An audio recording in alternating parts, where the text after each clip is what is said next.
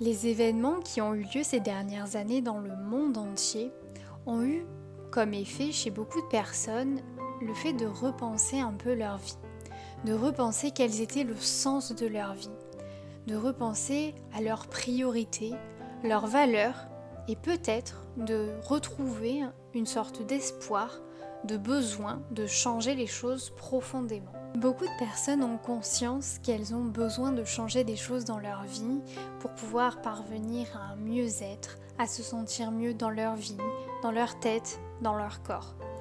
Mais peu de personnes osent vraiment créer ces changements dans leur vie parce que souvent elles imaginent que cela veut dire qu'il faut faire de grands changements, faire des choix difficiles, faire de grands pas d'un coup. Alors évidemment que par définition, le changement va demander à ce que nous fournissions plus d'efforts pour casser nos habitudes, casser nos schémas, mais pour autant, nous pouvons commencer par de petites choses très simples, très concrètes à appliquer dans notre quotidien. Et c'est ce que nous allons voir aujourd'hui.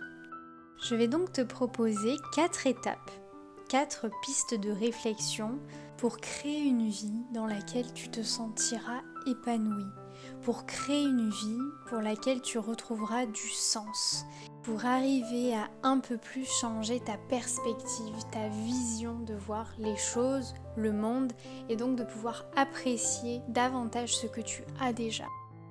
La première étape serait d'identifier les distractions. Quelles sont les choses que tu fais pour vraiment te distraire, pour t'évader du monde dans lequel tu te trouves et qui finalement t'éloigne un peu plus de la réalité dans laquelle tu vis?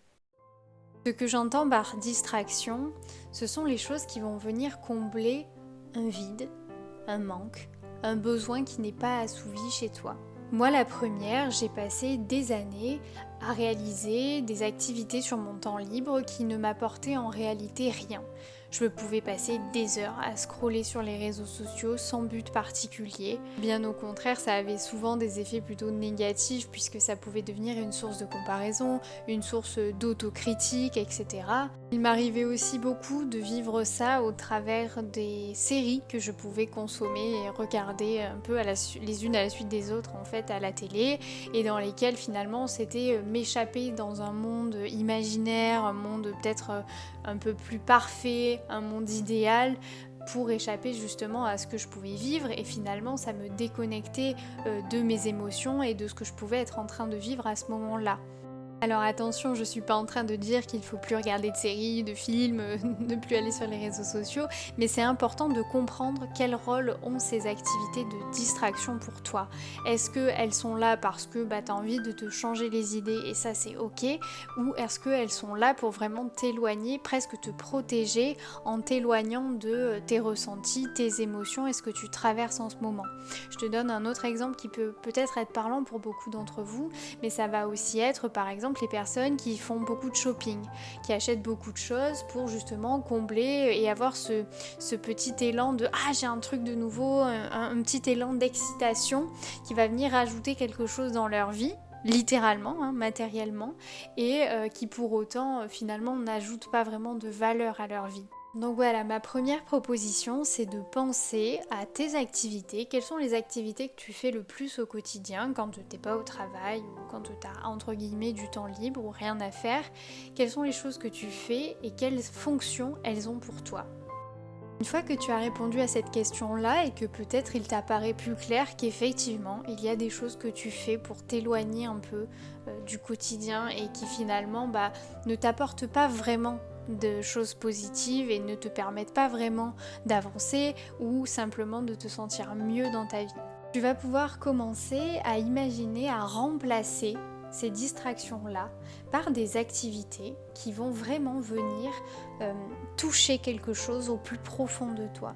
Des activités qui vont nourrir ton intériorité, nourrir ta créativité et vraiment te procurer de véritables sensations de bien-être, peut-être de dépassement de soi, peut-être aussi de t'autoriser en fait à lâcher prise dans certaines choses et donc ils vont avoir vraiment un impact que tu pourras vraiment sentir, un impact concret sur ta vie et ton quotidien.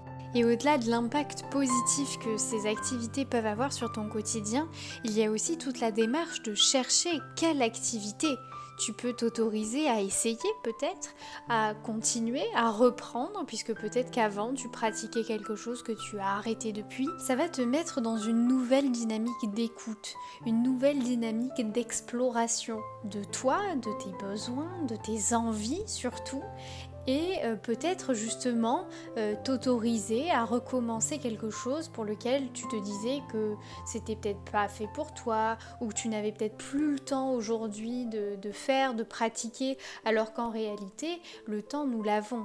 C'est une chose qui est difficile à accepter pour beaucoup en disant un des premiers réflexes, une des premières défenses en fait qu'on a, c'est de se dire non mais j'ai pas le temps aujourd'hui, je n'ai plus le temps. Mais en fait si, ça dépend de comment on choisit de vivre ce temps-là et ça c'est de notre propre responsabilité. Nous avons tous le choix de comment utiliser notre temps. Et pour ceux qui sont le plus occupés d'entre nous, ceux qui ont peut-être moins de temps à consacrer aussi à des loisirs parce que peut-être que vous avez des enfants, peut-être que vous avez un travail avec des horaires assez spécifiques, eh bien il y a toujours quelques minutes dans notre journée où nous pouvons prendre du temps pour nous. Mais il faut le décider. Mais il faut parfois faire des efforts, faire des concessions. C'est peut-être pas toujours très naturel, mais nous avons ce choix-là. Et c'est important d'entendre en fait que nous avons cette possibilité, mais que c'est à nous de nous autoriser à justement faire part de ce temps-là pour des choses qui nous font du bien à soi. Vous savez, on dit qu'il faut 21 jours pour arriver à transformer quelque chose de nouveau en une habitude. Donc au bout de ces 21 jours, tu vas avoir l'impression que tu as toujours fait ça, qu'effectivement tu avais le temps et si tu as déjà fait le pas de changer une de tes habitudes, tu te rendras compte qu'au début effectivement c'était peut-être difficile, mais qu'après ça coule de source. Et finalement, peut-être qu'aujourd'hui c'est pour toi le moment de changer quelque chose, de peut-être passer moins de temps sur les écrans et plus de choses à faire, je ne sais pas, peut-être de la peinture, de la poterie, de la musique ou simplement peut-être du sport, faire une balade ou simplement commencer ou reprendre une activité physique qui te plaisait auparavant, qui peut-être aujourd'hui effectivement ne te correspond plus. Mais alors peut-être que tu peux aussi essayer quelque chose de nouveau et ça te mettra dans une nouvelle dynamique, un nouvel élan déjà vis-à-vis de ton quotidien mais aussi vis-à-vis de ta propre exploration de soi. Nous en venons alors à cette troisième étape et pas des moindres parce que je pense que c'est celle qui va être le plus difficile à vivre pour beaucoup d'entre nous et je m'inclus clairement dans ce groupe-là, c'est de ralentir. Aujourd'hui, on est dans une société productiviste, une société dans laquelle il faut être efficace, il faut faire le plus de choses en le moins de temps possible, il faut faire même plusieurs choses en même temps et ça nous met dans une dynamique qui ne nous autorise pas à vraiment réfléchir sur les choses. Parce qu'on est toujours dans l'action et on n'est jamais dans la prise de perspective. Et quand on vit dans cette espèce de cycle infernal du toujours plus, toujours plus, toujours plus, les journées se ressemblent, les journées ne font peut-être plus sens, c'est là où on commence à ressentir une forte charge mentale, peut-être même une forme d'épuisement psychologique, moral, peut-être même physique en fonction de ce que tu fais. Et donc là, on se retrouve dans une espèce de boucle, de cycle infernal dans lequel il est difficile de sortir. Et cette dynamique, finalement, alors qu'on pourrait penser que le toujours plus, ça va aussi amener des sauts hors de ta zone de confort, alors ça peut être le cas, c'est vrai, mais elle va souvent s'opposer au véritable changement. Parce que tu vas changer des choses très factuelles dans ta vie, peut-être pour justement gagner en productivité, gagner en temps, etc. Mais tu vas t'éloigner en fait du sens de ta vie et de ce pourquoi tu as commencé peut-être tout ça. S'autoriser à ralentir. Mais quand je dis ralentir, je parle pas de faire des pauses dans ta journée. Ralentir, c'est reprendre tout ton quotidien, qu'est-ce que tu fais dans ta vie aujourd'hui, et te dire, ok, je vais enlever des choses. Je vais m'autoriser à lâcher, à abandonner des choses qui aujourd'hui en fait ne m'apportent pas. Au contraire, qui vont me surcharger, si bien dans mon emploi du temps, que psychiquement, que physiquement. Et c'est donc faire de toi à nouveau une priorité. Clairement, cette étape, elle peut demander beaucoup d'efforts, elle peut vraiment pas être évidente pour beaucoup parce qu'elle demande à ce que tu te remettes au centre de ta vie. Et tu ne peux pas prendre soin de toi si tu ne prends pas du temps pour penser ces choses-là, pour penser à tes besoins, pour arriver à les entendre déjà souvent avant même de les penser, puis ensuite de réfléchir à ce que tu pourrais changer pour justement assouvir ces besoins, répondre à ces besoins. Et au-delà de tes besoins, aussi à tes envies. Et c'est un peu l'objet de cette vidéo aussi, c'est que je parle beaucoup de besoins, mais il est important aussi de penser à nos envies. On n'est pas dans cette vie simplement pour répondre à des choses qui proviennent soit de l'extérieur et pour lesquelles en fait au bout de X années on se rend compte que ça ne fait pas du tout sens pour nous et là on se dit mais j'ai passé des années à faire ça alors que ça ne m'apportait rien. J'ai passé des années à faire ça pour quelqu'un d'autre. Parfois c'est nos parents, parfois c'est notre partenaire ou peu importe pour qui. Et en fait c'est très rare qu'on se retrouve à se dire bon ben ok, alors qu'est-ce que j'ai envie de faire moi on se pose ces questions-là quand on est enfant, quand on nous demande alors qu'est-ce que tu aimerais faire quand tu serais plus grande. Il y a un âge où on s'autorise ça. Il y a un âge où on s'autorise à dire j'ai envie d'être, je sais pas moi, chanteur parce que chanter ça procure à la personne un sentiment de joie, de liberté, un sentiment d'accomplissement aussi. Alors qu'après, on va tout de suite se rabattre sur « Ah, mais peut-être que je devrais faire comme papa, comme maman, comme le voisin ou je sais pas qui ». Et là, on va rentrer dans le moule. Et là, en rentrant dans le moule, on va se comparer. On va sans arrêt être en train d'avoir cette petite pensée ou cette petite perspective de se dire « Ok, mais je vais faire comme celui-là ou comme celle-là ». Et du coup, on va se dire « Mais c'est peut-être mieux pour moi de faire ça ». Mais peut-être qu'en fait, aujourd'hui, le travail que tu fais, il a été construit sur une logique, je sais pas moi, peut-être financière, une logique que effectivement tu aimais bien ce domaine-là, mais est-ce que vraiment ça t'apporte quelque chose au quotidien? Est-ce que vraiment ça te nourrit, toi, en tant que personne, dans ton identité propre? Ou est-ce que finalement c'est une fin pour parvenir, ou un moyen en tout cas pour parvenir à une fin plutôt matérielle, mais dans laquelle finalement tu n'as pas l'impression de t'épanouir en fait. Or la vie c'est pas que ça. La vie c'est pas simplement métro, boulot, dodo. Et c'est quelque chose, je crois, qui est de plus en plus en train de surgir un peu dans surtout les jeunes générations parce que la vision du travail change, mais pas que, la vision de la vie en général. Est-ce que tu vis pour travailler, par exemple, ou est-ce que justement, non, le travail est un moyen pour toi, déjà de pouvoir t'épanouir en faisant quelque chose que tu aimes, mais aussi une façon de te permettre peut-être d'avoir une vie plus enrichie, d'avoir plus de temps aussi en fonction de ce que tu fais comme travail, pour justement t'atteler à tes passions peut-être, à tes envies, à avoir envie de voyager, j'en sais rien, ce que tu veux.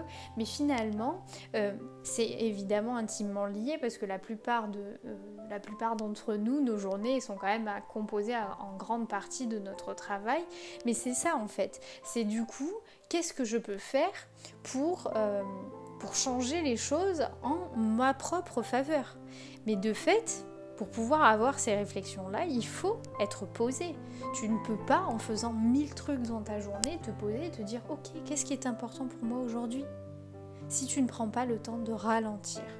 Alors attention, je parle souvent dans toutes les vidéos, tous les épisodes, je remets notre personne, notre individu au centre à chaque fois, mais ça ne veut pas dire qu'on est dans une dynamique où on est sur de l'égocentrisme pur, mais c'est simplement que pour changer son monde extérieur, pour pouvoir transformer sa vie, ses relations, parce qu'il y a ça aussi, ça ne peut pas passer uniquement par une attente que les choses viennent d'elles-mêmes de l'extérieur. Tu es obligé de travailler d'abord sur toi, sur ce qui se passe à l'intérieur, pour pouvoir ensuite agir dans ce monde-là et pouvoir faire en sorte que les choses en fait te correspondent. Tu n'es pas là pour vivre la vie de quelqu'un d'autre, tu es là pour vivre ta vie à toi. Donc tu ne peux pas dire je pense d'abord à je ne sais pas qui, à je ne sais pas quel idéal, à je ne sais pas quel stéréotype, peu importe, pour accomplir ta vie. Ta vie, elle doit partir de toi. Et c'est ce que je disais tout à l'heure avec les enfants. C'est que les enfants, ils ont carrément ce truc-là, qu'on perd après en grandissant. Et c'est d'ailleurs très dommage, et c'est pour ça aussi que tout ce travail sur soi, c'est aussi une question de revenir peut-être à cette part de soi qui s'autorisait en fait. Et donc, ce que je voulais dire par là, c'est qu'en prenant le temps de ralentir, ça te permettra aussi d'être plus disponible aux autres, si c'est ça que tu recherches aussi. La plupart d'entre nous, on recherche tous à avoir en tout cas des relations, même si c'est pas énorme, mais des relations qui font sens, des relations qui nous portent, des relations dans lesquelles on s'épanouit mutuellement, on s'accompagne en fait à traverser cette vie. Et ça, ce sont des choses qui nous nourrissent profondément. Mais c'est pareil, si tu fais 3000 trucs dans ta journée, tout le temps, tu n'auras plus le temps pour ces relations. Tu ne pourras pas les chérir, les nourrir de la façon dont tu pourrais le faire si tu t'autorisais justement à ralentir. Et ceci nous permet donc doucement de glisser vers cette 4e étape dont je voulais te parler aujourd'hui, qui est justement et qui découle clairement de la précédente, qui est de pouvoir du coup prendre du recul. Avoir du temps devant toi, donc en ayant ralenti ton rythme de vie, c'est ce qui va te permettre de te poser vraiment et te poser les bonnes questions. Ça va te permettre justement de pouvoir repenser quelles sont tes valeurs dans la vie, quelles sont tes priorités dans la vie, quelles sont les choses que tu aimerais accomplir, que peut-être jusqu'à maintenant tu t'étais pas autorisé parce que tu imaginais que tu avais pas le temps, que tu avais pas la possibilité, pas l'argent, j'en sais rien. Mais du coup, tu vas pouvoir commencer doucement à prendre conscience de ton fonctionnement, à observer en fait, à t'observer toi-même. Comment est-ce que tu réagis face aux choses, face au monde, face aux situations de la vie quotidienne et face aux décisions qui demandent peut-être un peu plus de temps, de réflexion et finalement d'écoute de soi. Et c'est là que le changement profond dont je parlais au début de la vidéo, va pouvoir vraiment s'opérer. Parce qu'en prenant ce temps-là, tu ne vas plus vivre dans cette espèce de brouillard psychique, émotionnel, un peu le train-train qui fait qu'on ne pense pas à ce qu'on vit. Et là, tu vas pouvoir élever ton niveau de conscience. Élever ton niveau de conscience, c'est la base de tout. C'est la base de travailler sur soi, de se comprendre, de se découvrir, de s'autoriser à s'explorer, à essayer de nouvelles choses, à laisser rentrer peut-être d'autres personnes dans nos vies, à nourrir les relations que l'on a déjà et qui comptent pour nous. Et c'est dans cet espace-là, dans cette dimension-là, dans laquelle tu te seras mis toi-même, c'est un espace, on va dire, psychique, mais qui du coup va vraiment influencer ton espace extérieur, le monde dans lequel tu vis, et c'est vraiment là où tu vas sentir la différence. Là, il se passera un truc. Là, c'est vraiment le moment dans lequel tu vas le plus grandir, le plus évoluer, le plus te transformer. Et c'est dans ces conditions-là que tu pourras enfin peut-être construire, développer, créer la vie qui te correspond et dans laquelle tu t'épanouis. Je vais arrêter mes réflexions là pour aujourd'hui, mais avant de te quitter, je voudrais simplement te dire que ces vidéos, elles peuvent te paraître par moments peut-être un peu challengeantes dans le sens où c'est pas si facile. C'est plus facile à dire qu'à mettre en place, et c'est vrai. Mais ce qui est important, c'est que tu comprennes que tu en es capable, que tu es capable d'effectuer ces changements, de créer ces transformations dans ta vie, si bien intérieure qu'extérieure. La seule chose, c'est de changer ton état d'esprit, et c'est aussi l'idée de ces épisodes, et je t'invite à en regarder d'autres si ça peut te permettre aussi d'avancer dans ce cheminement-là, mais c'est vraiment de t'apprendre, vraiment c'est un apprentissage à changer ta vision des choses, à transformer tes pensées et ton état d'esprit de façon générale. C'est là que tu verras que les changements, en fait, c'est surtout nous qu'on se crée ces barrières-là et qu'on imagine que le changement c'est un truc de fou et que c'est inatteignable. En fait, rien n'est impossible. La seule chose qui les rend impossibles, ce sont les barrières, les limites que l'on se met soi-même. Donc si tu as envie de ces changements, même qu'il soit petit ou énorme, même si c'est changer de vie, tout plaquer du jour au lendemain, tu peux le faire. Mais peut-être que tu as besoin en amont de travailler certaines choses qui te permettront de lever ces blocages. Je vais vraiment arrêter pour aujourd'hui cette fois-ci. Je te souhaite en tout cas une très belle fin de journée et je te dis à très bientôt dans une prochaine vidéo.